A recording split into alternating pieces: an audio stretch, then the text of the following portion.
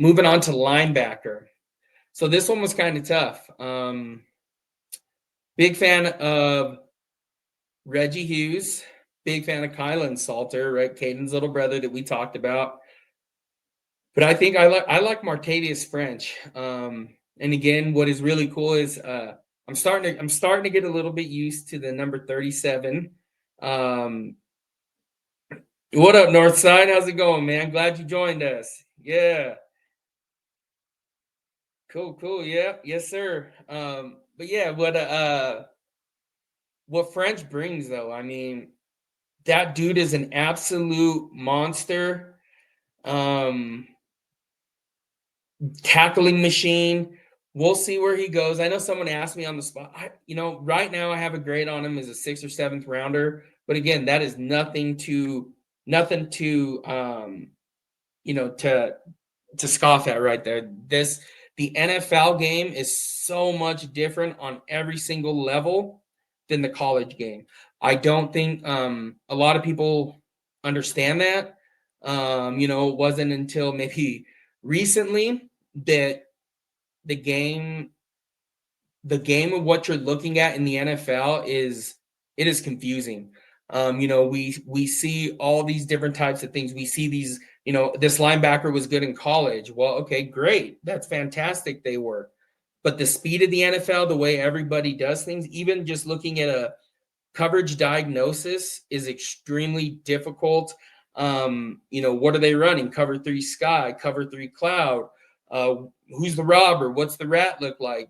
Is there a buzz going? It is very, very tough to understand what is going on within the NFL. So again, Martavius French, I do believe he can make it, but again, this is I don't want to call it a make or break year, but he does have the potential to be able to make it to the next level. And again, just hopefully he learns a lot this year and can really, really develop. But that is, I think he is the best linebacker. I do think he's going to lead the team. I think he's going to lead the team in tackles this year. I'm just going to go out and say it. But I'm really, really excited to watch 37, play linebacker, light some dudes up. Again, during the spring game, you can hear the pads popping from the TV, right? Those of you that were there were probably could hear it from the stands. We could hear it at home. Here in the Denver area, we could hear it. So again, really excited for what Martavius French brings in. And yeah, Northside asked a good question. He said, "Who's going to start at wide receiver?" Man, this is one I struggle with. I hate to sit there and say, I hate to say this because who knows what formation they're coming out in week 1. For sure, Dre in the slot. Hakeem, our other outside receiver, Hakeem or Sincere. So that's what I'm going to roll with. But again, I don't. My guess is as good as yours.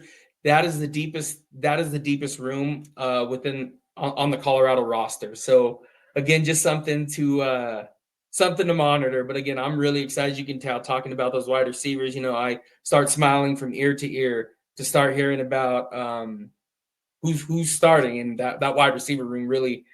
Yeah, I'm pretty excited for what's going to come with that. And yeah, what is it? Demistocles G. I like Sean Myers, but I think not being in spring is hurting him. Might show out during the game. Yeah, I think he's 1-2. And again, I would not be shocked to see a linebacker shift them both. Reggie and Martavius. I almost want to call Martavius French every time.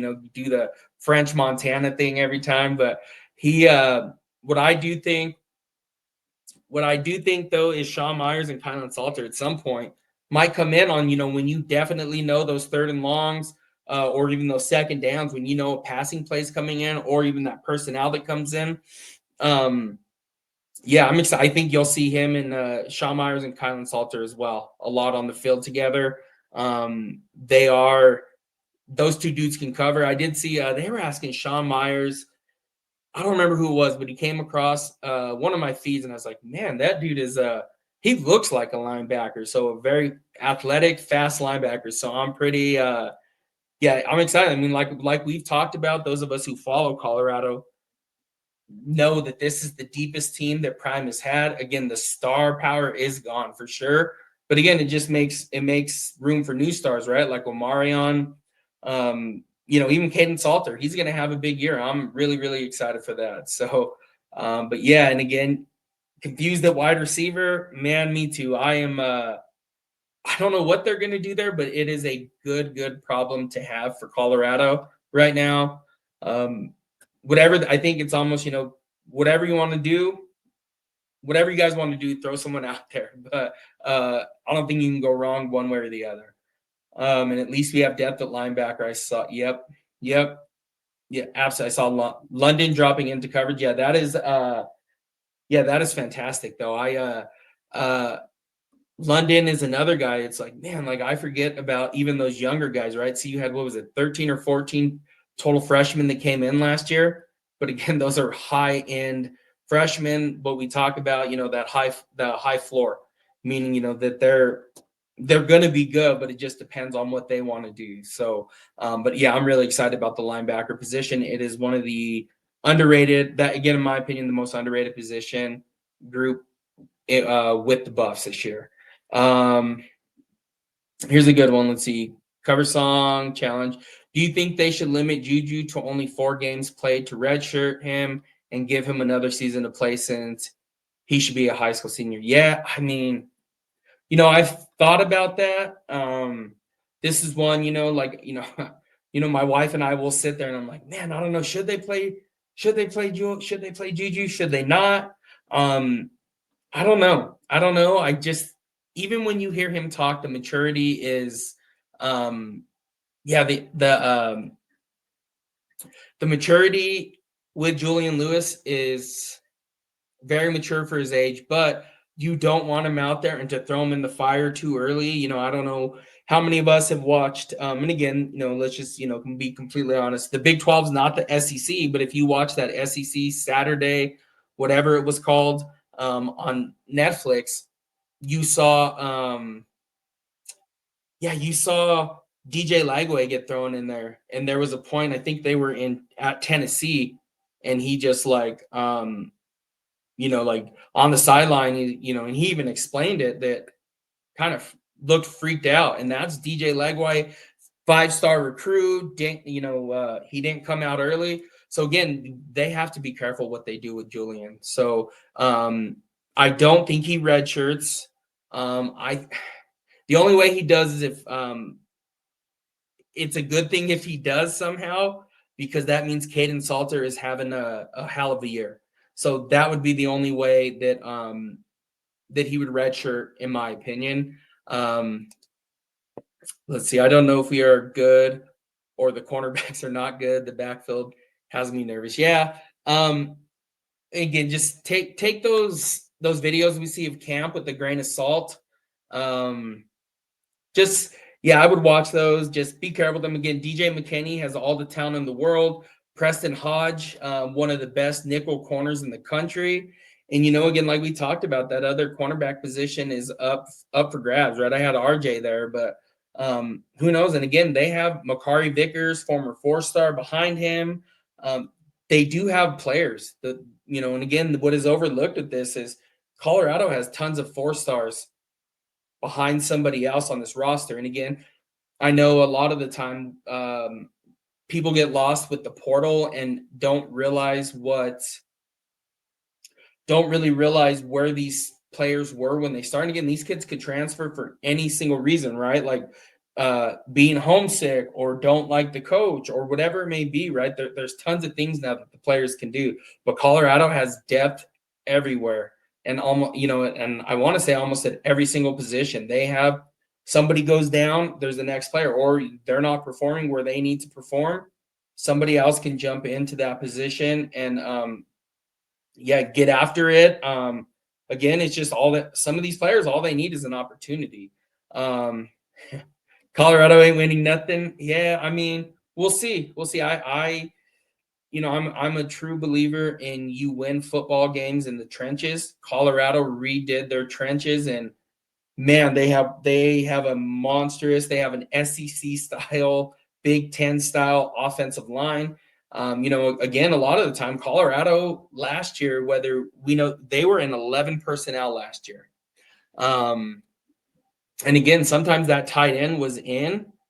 The tight end was in for an extra blocker because the offensive line struggled. So you are not going to see this again, even if you watched Liberty play last year with Caden Salter, the last couple years with Caden Salter. They were in, they ran, I think it's 65-70% of the time. And again, that just opens up a whole new opportunity for Colorado. Again, right, we can get into, you get those safeties start creeping up, boom, over the top to Dre, and to JoJo, whomever it may be, right? Joseph Williams, again, that's one I don't even know if we brought him up yet. But yeah, they are going to look a lot different this year on offense. Pat Shurmur, if you have followed him throughout his career as a play caller, is one that was able to relies heavily on the run game. Yeah. So, yeah, I agree. Preston Hodge is being slept on. I was, what was I doing today or yesterday? PFF had him rated as his PFF rating was 88.2, I think, off the top of my head. That's Pro Football Focus. He is one of the best slot corners in college football, if not the best slot corner.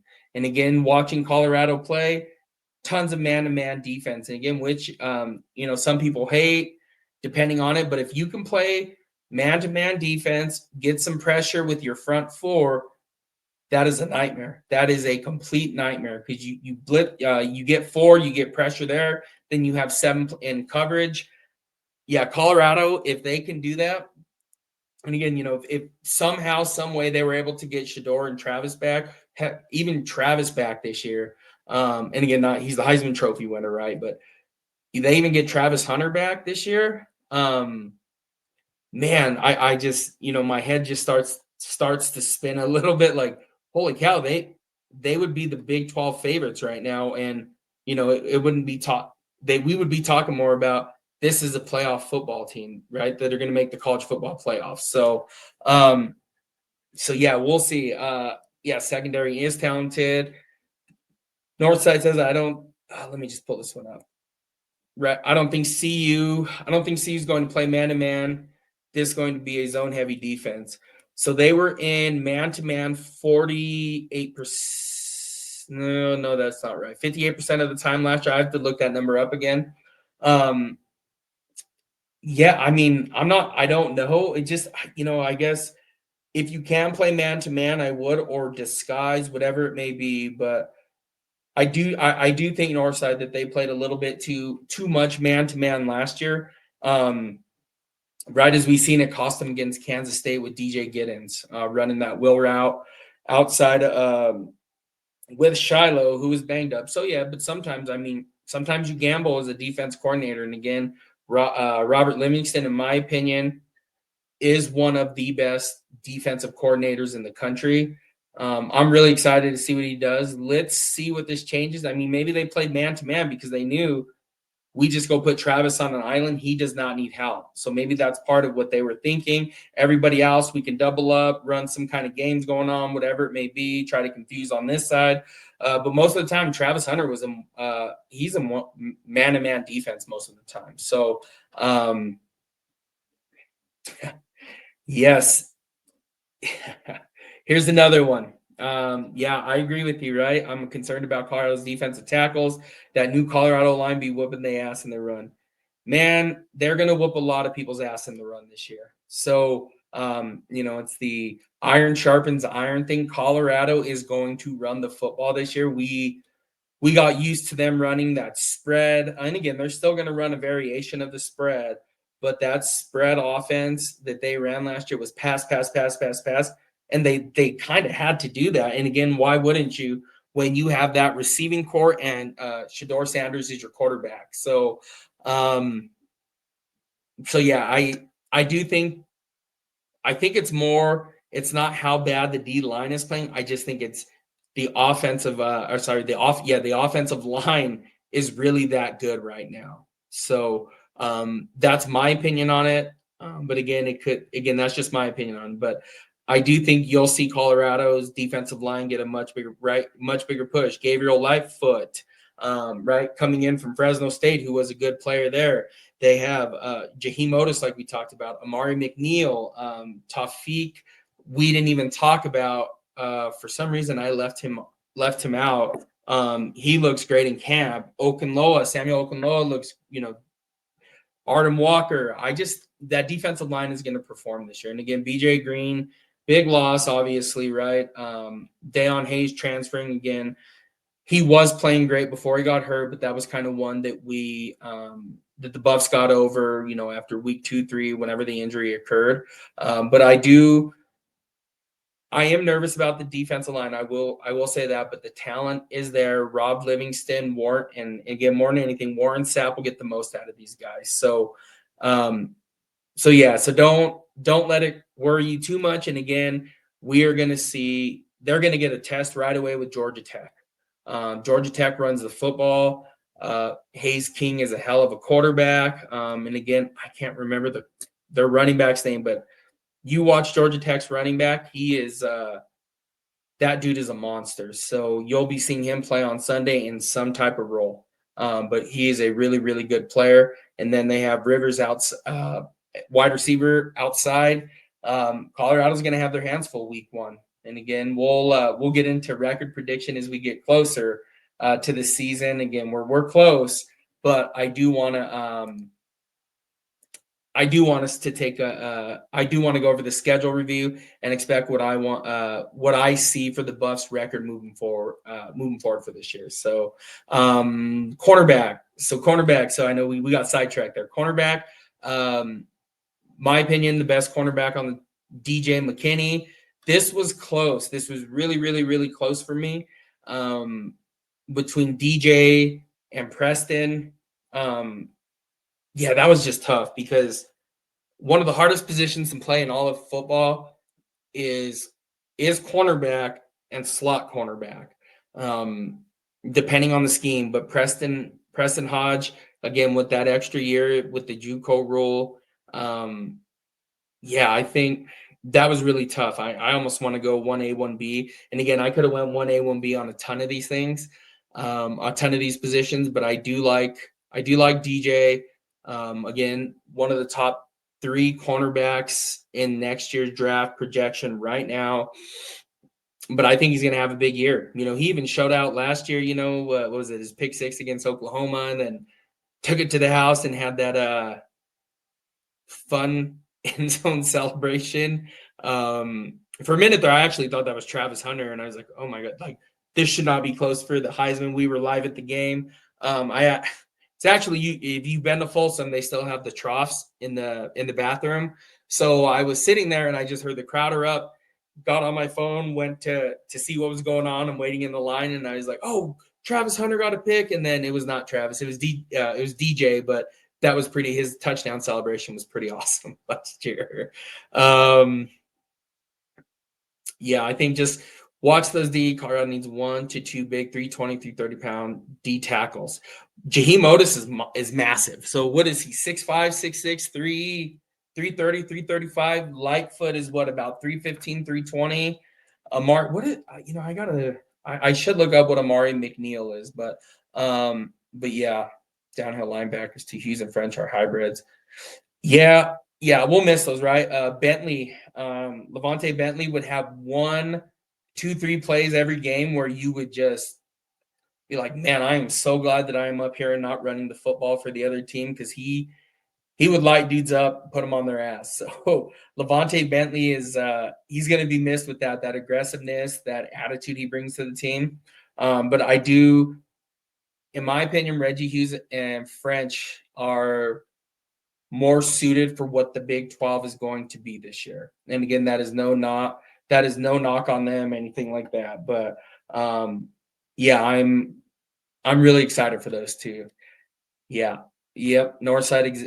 If you guys can see this, I'm going to put this one up. And this is what I was talking about. They say Otis not performing well in camp. Yep. They are saying he's lazy. I did see that. And again, just take it with a grain of salt till we actually see what happens. And again, Warren Sapp, he's all over him at this point.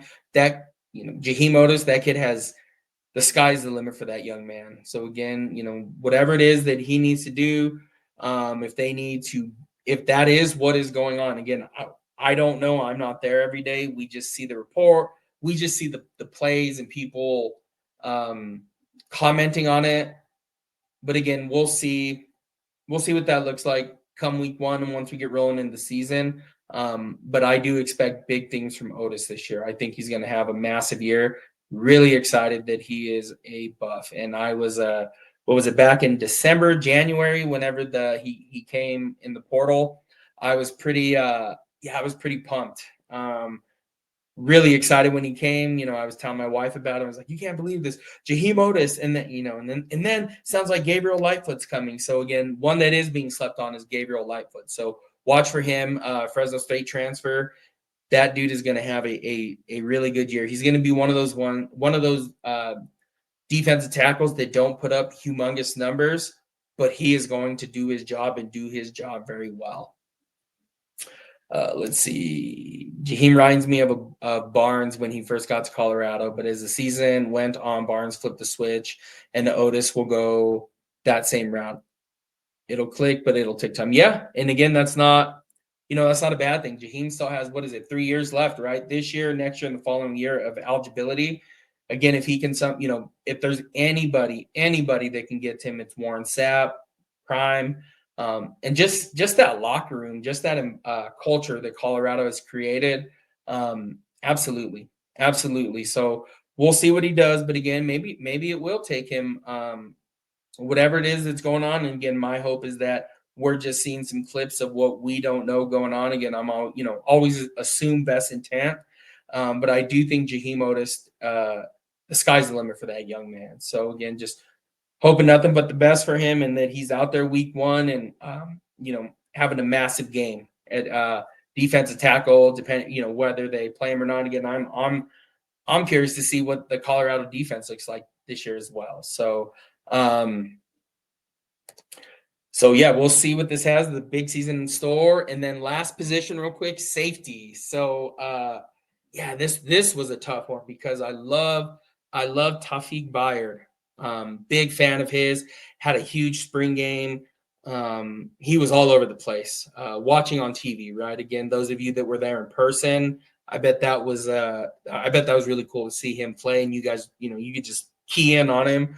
We were watching at home, and I just kept saying, "Who is that?" And I was like, "Oh, there's a Tawfiq Bayard." So, but I did pick Carter Stoutmire here. And again, we've seen him lined up as a cornerback on Omarion Miller. You're not going to cover. Nobody is going to cover Omarion Miller in one-on-one coverage. Deion Sanders probably could in his prime. Charles Woodson, Champ Bailey, Darrell Revis. But again, we're talking Hall of Famers that were, already in the NFL doing what they were doing. But I do believe, that Carter Stoutmire is going to be their best safety this year. And again, it is a debate. This is one of, and I don't want to say this is 1A, 1B, but this is one and a very close two with Tawfiq Bayard. I am excited for Tawfiq. That dude brings that, what is it? The aggressiveness reminds me of, the aggressiveness that like Brian Dawkins had, right? Even when Brian Dawkins came from, where was it, Philly to Denver, that whole defense changed, right? There was just that aggressiveness, that attitude that he brings. So Tawfiq Bayard is a really, really good player, one that, we may be seeing playing in the league, whether it be special teams or whatever it may be, but that dude can play as well. So it's no shot at those guys. And again, with any of this list, there is not one where you were sitting there saying, man, that dude is just by far the best player at that position, which is great because we could say that last year, right? Travis Hunter, by far the best wide receiver and cornerback on the team. We could say that about Shedeur. He is by far the best quarterback on the team, right? There's plenty of positions we could say that about. That's not the case this year. And again, that just goes to show what the depth that Colorado has built this year. So I'm pretty excited. Yeah, absolutely. Carter is solid. I think he'll be a game changer once he gets over the hump. Yeah, give him a couple games to figure it out. You're going to start seeing a ball hawking safety, somebody that is sitting back there, getting the team aligned. Yeah, he is going to have a big year. I am really, really excited for Carter Stout.